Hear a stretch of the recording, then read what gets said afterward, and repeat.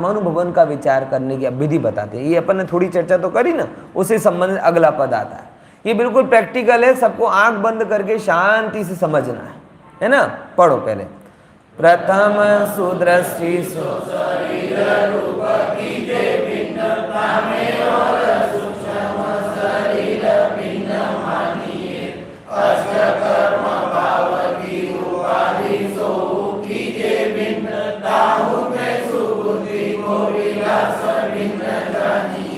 तामे प्रभु चेतन विराजता खंड रूप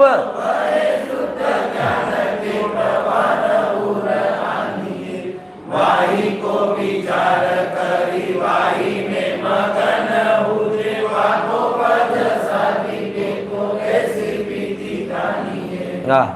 सब सीधे आराम से बिल्कुल शांति से पढ़ेंगे इसको।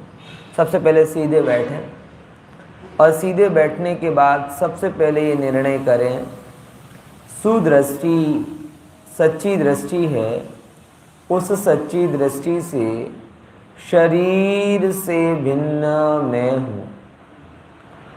जहाँ जहाँ भी ये पुद्गल परमाणु हैं, जहाँ जहाँ ये स्पर्श रस गंध वर्ण है, कुछ छुअन कुछ गंध, जो कुछ भी है वो मैं नहीं हूँ।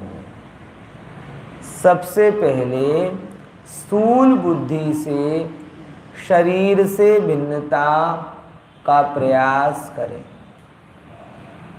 और जब शरीर से भिन्नता करें तो शरीर की होने वाली छोटी से छोटी प्रवृत्ति से भी मैं भिन्न हूँ।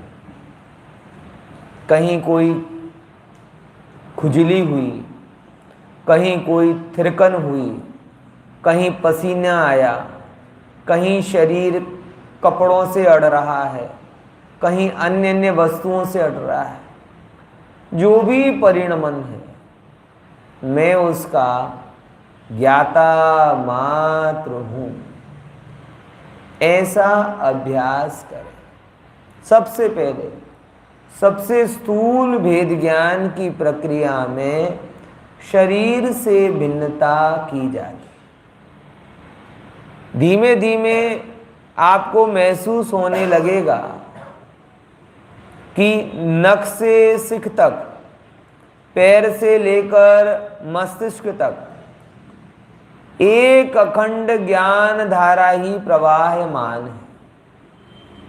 जैसे पानी की धार छोड़ने पर वो एकदम नीचे तक आ जाती है, ऐसे ही मेरी ज्ञान की धारा भी अखंड प्रवाहमान है। उसमें कहीं कोई अवरोध नहीं।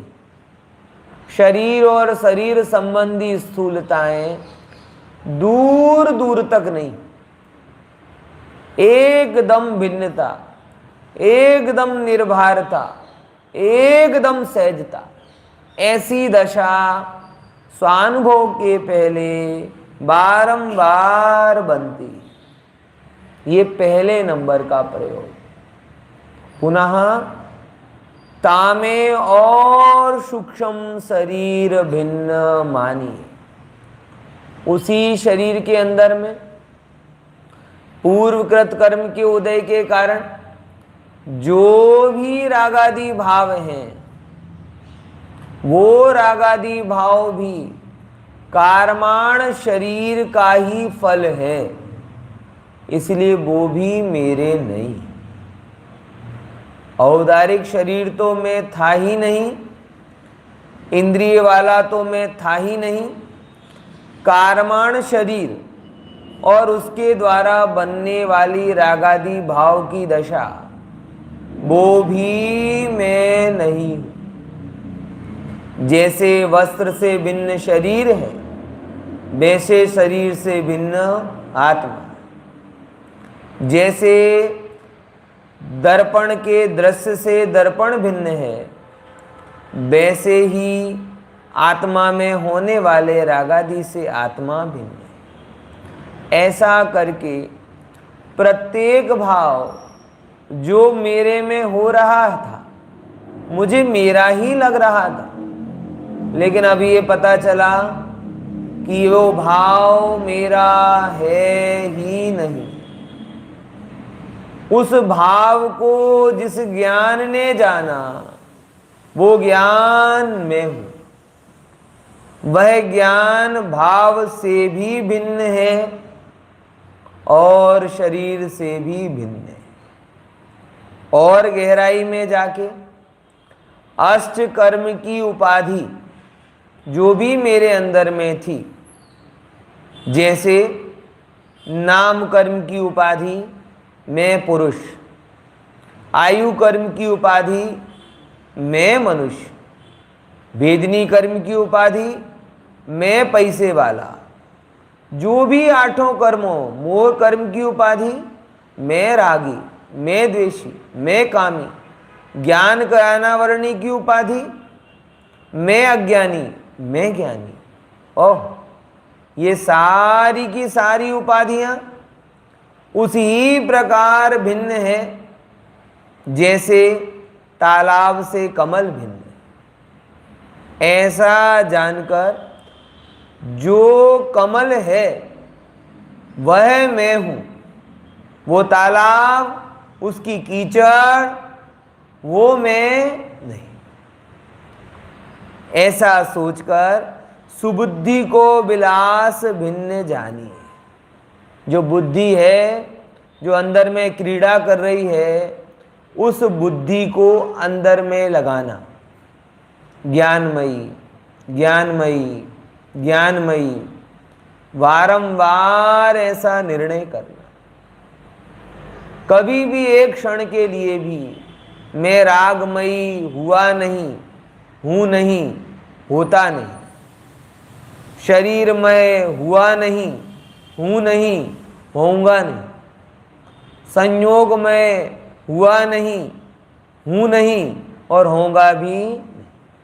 ऐसी त्रिकाल भिन्नता अभी के अभी अंदर में महसूस करें। तदुपरांत उसी शरीर के अंदर में अखंड ज्ञायक प्रभु विराजमान है, इसका श्रुत ज्ञान पूर्वक निर्णय करें। और निर्णय करने के बाद जैसे चिर प्रतीक्षित वस्तु जो खोजने पर मिल नहीं रही थी और मिल गई, तो मिलने पर उसमें मगन होता है, ऐसे श्रुत ज्ञान से आत्मा अभी तक प्राप्त नहीं हो पाया था और अगर आज प्राप्त हुआ है तो उसमें मगनता करे, लीन हो, तन्मय हो जाए।